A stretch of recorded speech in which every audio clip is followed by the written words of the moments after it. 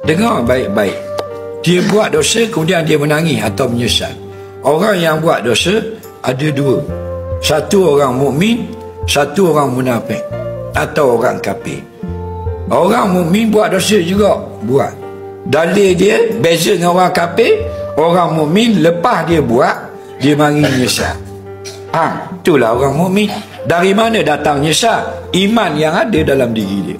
Orang kafir dan munafik bila buat dosa tidak menyesal.